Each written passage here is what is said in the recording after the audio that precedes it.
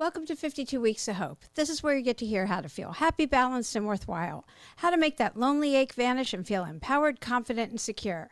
I'm Lauren Abrams, and I get to help you feel that magic again since going through my own dark night of the soul by chatting with incredible leaders, healers, and change agents who give you their messages of hope after overcoming challenges of their own. And today we're going to talk about 5 life lessons learned from the first 100 episodes of 52 Weeks of Hope. So first, I'm going to talk about how this podcast came about in case you don't know. I didn't intend to start a podcast. I had never been a podcaster before. You want to talk imposter syndrome? The only podcast I really listened to was Brene Brown. Yeah, I was way too busy to do that. So I went through the dark night of the soul, like I always talk about in the intro. And when I got through it, because the only way through is through, I was like, what the hell was that? And I went on a quest, a soul search, where I asked a person a week. I decided I was going to. I was on a hike with a friend. I said, you know what I'm going to do? I'm just going to go and ask a person a week for a year. Why are we here? Quest, if you will. And I did. I started doing that. A much older demographic where I was like, tell me, I want to know. At first, it was just for me, my own personal journey. And I would go home and write up what I had learned and first sending it to my friend, Michelle, my best friend, and in my own verbiage. And in fact, 4 of the chapters, because this started out, it was so rich and so good. I was like, I have to write a book. I can't keep this to myself. I'll call it 52 Weeks of Hope. And one of those books where you open it up and you're like, that's just what I needed to hear. Or you close it and you randomly open it again. You're like, no, that's what I needed to hear. And 4 of the chapters are actually on the website at 52weeksofhope.com. And Angela Manuel Davis, who I talk about a lot, because when I was really in it and I just felt so like just one of those really, really dark times. She was at Soul Cycle back then, and I had some classes left in my QUE, and I went in there and I was in the back row and it's pitch black and she's doing her Angela thing where the music's blasting and I'm in the back row in the dark and she's pedaling away and she's doing her Angela thing where she's saying, I don't know who I'm talking to right now, but somebody needs to hear this. She's super motivational and I'm crying and whatever she said, something in me shifted and I knew I'd get through what I was going through and I just kept going. You just keep showing up. When you're going through that kind of stuff, you just keep showing up. So I started interviewing a person a week and I did interview her and my interview with her is on the website too. I love Angela. So, and I'm not alone. I'm just another Angela groupie, and Angela, you have to come on here and everyone can see what I mean. But anyway, so then when COVID hit, I pivoted because that's what we do in life. We pivot, and I started podcasting. And when I first started podcasting, this will be one of the first lessons, is about imposter syndrome. And I've done whole episodes. Episode 85 is the most recent episode I did on imposter syndrome. I've written articles now on it. There's a quiz on the website on imposter syndrome, which I don't think anyone who has it needs to take a quiz. You know when you have imposter syndrome, when you feel like a fake or a fraud, or you're going to get found out. And that was my whole thing, is I'm going to get found out. I can remember being on Zooms as a lawyer, those kind of Zooms, or actually any kind of Zoom, and seeing all the little boxes. And you can tell when you're on a Zoom when people are on their phones and things like that. And I saw 2 people, I just remember it so clearly. And I'm sure you've had these experiences where, well, you might not have had this particular one, but I saw 2 people clearly on their phone. And all of a sudden I thought, they're talking about me. They found out I have a podcast and they're talking to each other and they're saying, did you hear Lauren has a podcast? Who does she think she is having a podcast? She does. Anyway, I just, in my head, it just started going. And I don't know when I became that self-centered that I thought people were talking about me on a Zoom, but my head started going and I started thinking people were talking about me. And that's imposter syndrome at its finest. And I'm sure they weren't talking about me. Now, this is back when I started, and now I don't care. I just don't even care. But at the time, I was just consumed with, what are people going to think? They're all going to be talking about me. Who does she think she is? Starting a podcast and all of that stuff. So that is imposter syndrome at its at its worst, at its best. I don't really know what to call it, but I do know that I am certainly not the only one. I can remember being in the courthouse. I must have been practicing a good 10 years by then, walking down the hallway and thinking, all these people are looking at me thinking I'm a lawyer, and I am a lawyer. I've been practicing it like I had everybody fooled. It's like when you get that job that you've been wanting so bad and you're about to start your first day and you think, oh my gosh, I can't do this job, but you can do it. You got it for a reason. Show up. You know, you're going to kill it. You're going to be great. And it's part of the normal. I now know because I've interviewed 100 people, actually a lot more than that, and it's just part of the process when we're going for something.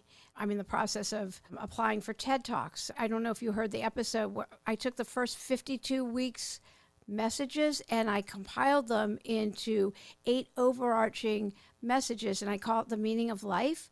And I want to speak on the TEDx stage on it. So in going through the application process and talking to all these other people, I now know a natural progression of this will be the imposter syndrome and who do I think I am to do this. And it's just a natural human part.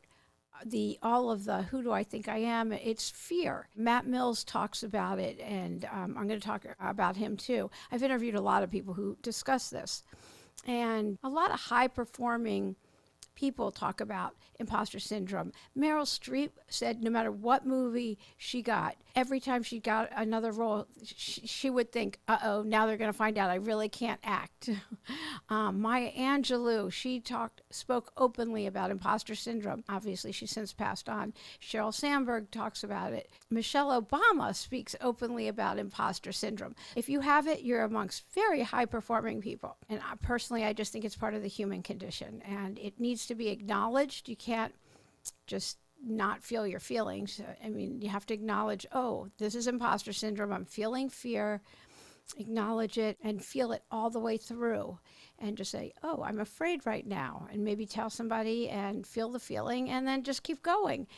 Don't let it scare you, and not go after what it is that you want to do. Definitely one of the lessons is the imposter syndrome. I feel like I'm now an expert on imposter syndrome through this whole experience and talking to so many people about it, and I've written articles about it and done research on it. So there is a lot on the website about imposter syndrome, and I wrote some blogs and articles, like I said.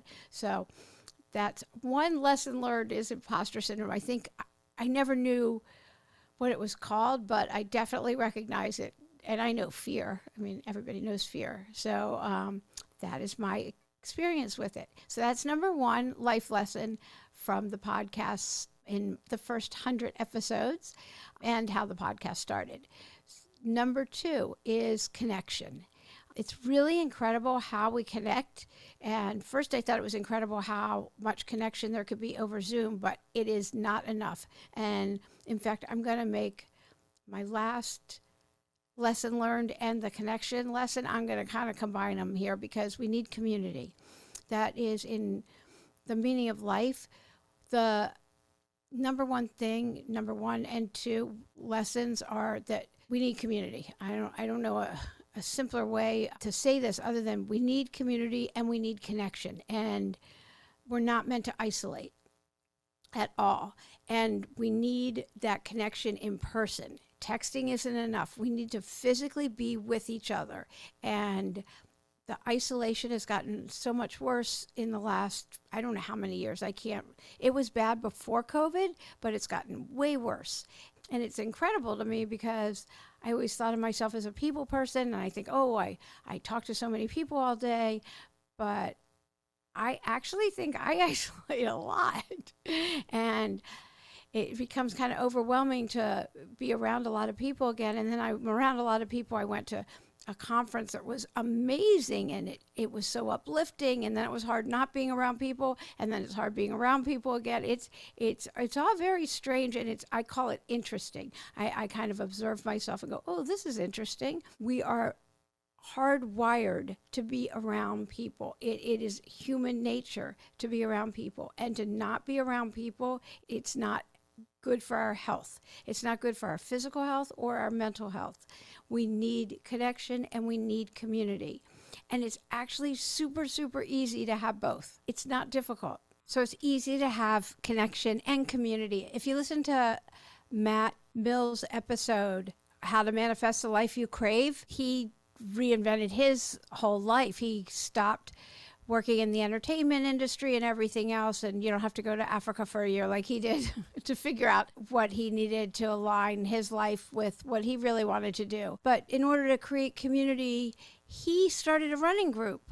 And he just posted it. I don't remember where he posted it. He just posted that he was going running every Thursday morning or whatever day. I don't remember exactly. And at the beach and meeting at 8 a.m. or 6 a.m., whatever time it was. And he just started doing that. And now he has this whole group that he runs with every Thursday at whatever time it is, or Saturday, whatever time, or it might be every day. I just don't remember exactly. And he created a community around running. So whatever it is that you want to do, you can create like-minded people doing exactly what it is that you want to do. You don't have to invent the wheel. You can Google whatever it is that you're interested in doing. I talk about my temple. It wasn't enough that I joined the temple. I had to actually reach out my hand, introduce myself to people, and get involved. Just sitting in services where knowing no one, there's no community in that. But meeting other families and doing things with them, I am now a member of a community, and I know other people, and I can tell when somebody's feeling the way I used to when I didn't know anyone.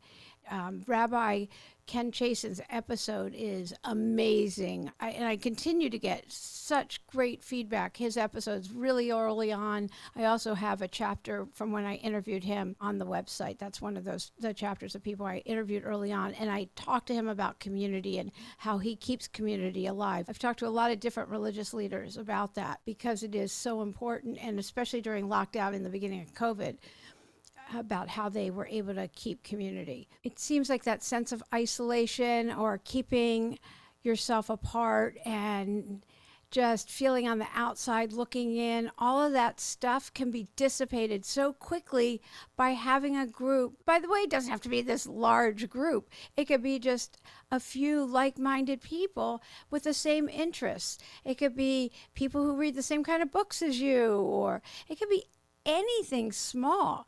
It doesn't take a lot of people. In the blue zones where people live the longest and are the healthiest and most robust, I mean, why do you want to live the longest if you're not healthy anyway or happy? But the happiest and healthiest, and they have great community. We're meant to take care of and look after each other. We're not meant to live isolated. It's just so important. And if you look up how to have community, there's a gazillion suggestions. And you could just Google it. You can email me. I've done whole episodes on this. And in order to have connection, you do need to be your authentic self. Those things that you think, oh my gosh, what are people going to think about me? Nobody's thinking about you. And I don't mean that in a harsh way, because every time I say it, I think it comes off sounding so harsh. I went to the dentist, which I still think like the trumpet should blare because I went to the dentist. It's not that big a deal, but to me it always is. But I was talking to the dentist, and she's so great. And I was like, you should answer questions, do little reels or do some kind of videos about all these different questions people always have about the dentist. And she said she'd love to, but she doesn't like her voice. And I was thinking, nobody's going to be listening to what your voice sounds like. We want these questions answered. But that's the whole thing. You get caught up in what are people going to think, and nobody's going to think anything. They're going to be grateful that you've answered these questions. But being authentic of what's going on is what gives us connection. When I first talked about the 52 Weeks of Hope project, someone said, oh, that's what my dissertation was on. When we connect through our stories, when you tell me your story and the things you've overcome, and then I start telling you mine, that's connection. And that's how we get real and we connect with each other. Spring Washam talks about this a lot, about how we get real and have compassion for each other. It's when we're our authentic self. I love Spring Washam. I don't know if you heard her episode. Or if you listen to Lindsay Bruce, she was the cop in San Diego. She was the first canine police officer down in San Diego, and she was so horribly mistreated, and she ended up just on her couch after, I think, a decade in the police force. and trying to come back from that. But I love the way she talks about we all have something to learn from each other. And she was so real and authentic, and it's true. And that's a good segue into the next lesson, which is everyone has a message. I love the way I just did that.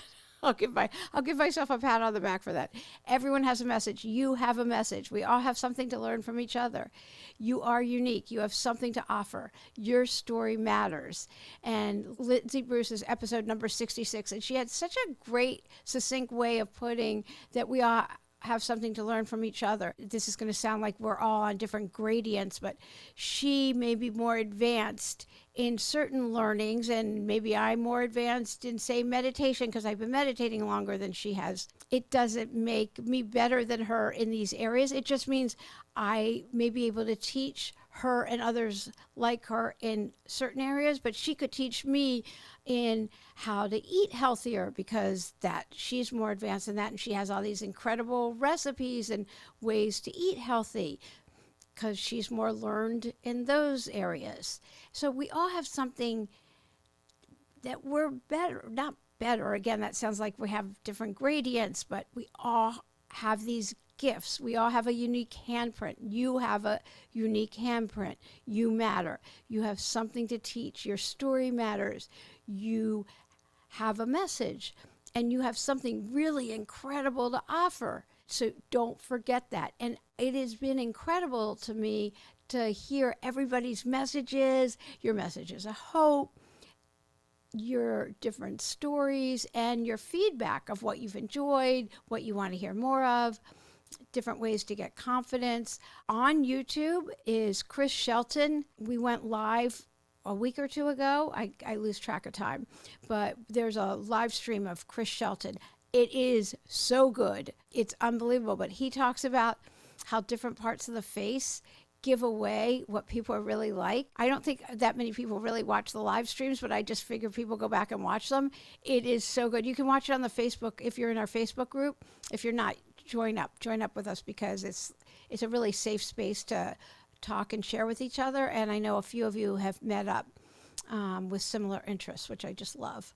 So yeah, there's community here. But Chris Shelton talked about how much our faces give away, and it's really, really good. I love that stuff. It's just like the first episode where we learned that if you touch your nose, if you're on a Zoom and somebody goes to touch their nose or touches their nose, they're getting ready to lie or they're thinking about lying. We were told that, Karen told us that that's really interesting if you're doing online dating or anything and you're on a Zoom. That's good to know. Chris Shelton did more of that kind of stuff. So I just love, he was talking about how if your eyebrows are too close together or the lines on your forehead, and if somebody's mouth stays open when they're reading, it means all their secrets come out. So don't tell them your secrets. Anyway. It was really good. I just love that. His episode was good. Anyway, so everyone has a message. You matter. Your story matters. You have a unique handprint. Rabbi Ken Chasen and Rabbi Jill Zimmerman both talked about that. Jihad Turk, he was so good too. So these are very early episodes, but they were amazing. So the next message or the next life lesson is to enjoy the process. There's no end game here. If you don't enjoy the process, it's really a waste. I don't know if you heard David Romanelli's episode. He also interviewed elders, much elders, and for their messages about what they gleaned from living life.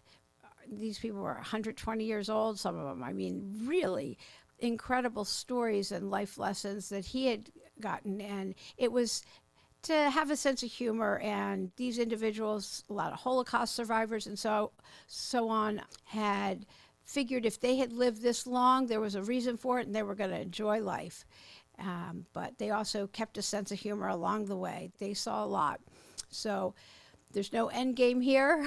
You might as well enjoy the process, enjoy whatever it is that you're going through, and to breathe, to stop, take a breath. Joey Klein talked about the different types of breathing, the 4 breaths in, 4 breaths out, 4 breaths out. And to do that kind of pause, I was taught God is in the pause, and just to take those moments, to look for the good, to really take those breaths, look for the good, and try to enjoy. My associate's getting married this weekend, and I try not to give unsolicited advice. I really do.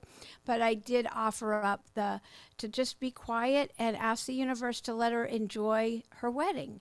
And she appreciated it because she said most of her friends tell her that their wedding's a blur, they don't remember anything. And I remember every moment. And because that's what I did. I asked the universe just to let me be fully present and enjoy it and to be there because I wanted to. I wanted to be present. So I try to just be present for my life today and enjoy what I'm going through and not miss it. I feel like I could miss so much of my life if I'm not in my body, in the moment, in the room, and present in the podcast and with whichever guest I'm with in the moment. So I so enjoy being with you and with the guest and getting everything I can from each of the episodes. So anyway, there is no end game. Enjoy the process. And so the last lesson that I do want to share is about community. So when I compiled all the messages of hope in the episode, The Meaning of Life, the top messages are that it's community. We need each other, and it's also love and service, that we are here to love each other. So if you're really angry, throw love at whatever you're angry at. Just keep throwing love at it. And also to be of service to others, to try to give in whatever way you can. It doesn't mean throw money at stuff or something like that. It just means to help others, to whatever that is for you. I don't want to ever tell anybody else how to be of service, like feed the homeless, mentor somebody, whatever it is. There's so many ways to be of service in this world. So you don't have to go build a school in Africa, but if you're able to help do that in some way, or in impoverished areas in your city, or however it is, pick up trash. There's a lot to do. So no matter what, you'll feel better after you do it for that day. That's a guarantee. The other thing is, while you're doing that, you're not doing it in isolation. There's other people, and then you get community, and you meet other people that want to give back in this world in the same way that you are. And it gets you out of that isolation. And it gets you out. That's the other thing. Being outside, there's something about being outside that it's good for you. That's one of the other lessons. I really, really love podcasting. It lights me up. If there's something that lights you up, go for it. Do it now. Life's in session. This is the time, right now. This is it. I love Mel Robbins' 5-second rule. If there's something you want to do, take an action on it in the next 5 seconds. Do it now. Any kind of action. Just take some action. Taking energy, doing something, an action towards your dream, there's something about it that it's a domino effect that makes it all start happening. And as you keep taking steps towards what it is that you want to create and do, the universe just rises up to meet you. It just does. People start showing up that support you in your dream. If there's people that aren't, you can just say, oh, thank you for sharing, and keep going. You don't need to listen to the naysayers and the people that don't support you. You've got this. You just do. So keep going in the direction of your dreams. I've talked to so many people. If you're in the thick of it, it passes. There's nothing that you're going through that you have to go through alone. There's other people that can support you, and it'll pass. It just will. I've talked to people that have been through really horrific events, and they've gotten through it. So if there are certain subjects that you really want to hear more than others, just drop me a line. Go to 52weeksofhope.com and let me know. And if you've got stories that you really want to make sure that we cover, let me know that as well. And I would love your feedback. We're also having a really fun giveaway right now with my favorite journal, and which I did before, and I love it because it's easy. I love easy. Some t-shirts and hoodies that were handmade, and a few other really fun things. So just take a picture of, just leave us a review, and take a picture of the review and post it on social media so that we know that you did that. And we have some really good giveaways. Just as a quick review, the 5 life lessons are imposter syndrome. You've got this. It's just fear. Feel the fear and keep going. Connection. We all need connection. We need to physically be with each other and be connected. Everybody has a message is the next one. You matter. Your story matters. Everybody has a unique handprint. Keep going. Next is to enjoy the process. There's no end game here. And last is community. We all need a community to connect with each other. And when we're in community, you feel an increased sense of self-worth. You feel like you're part of a larger picture. There are health benefits and there's physical and mental health benefits from being in community. So I don't know why you just that alone would want you to be in community. So those are the 5 life lessons from the first 100 episodes. I think there's a lot more, but I thought I'd keep it to 5. I hope you enjoyed this week's episode and take with you the messages of trust, connection, and of course, hope. Such great messages to take into your week ahead. Be sure to tune in next week for another empowering episode all about overcoming challenges, confidence, and how to take that next step, staying aligned with your true self. Don't forget there's a quiz on the website. When do you self-sabotage? Just go to the website at 52weeksofhope.com to take that. And if you're not a member of the Facebook group, that is a safe space. It's a great community with different healing modalities like breath work and EFT tapping, as well as other tips and tricks to feel better. I hope you're enjoying the podcast. Share the love, tell 2 of your friends.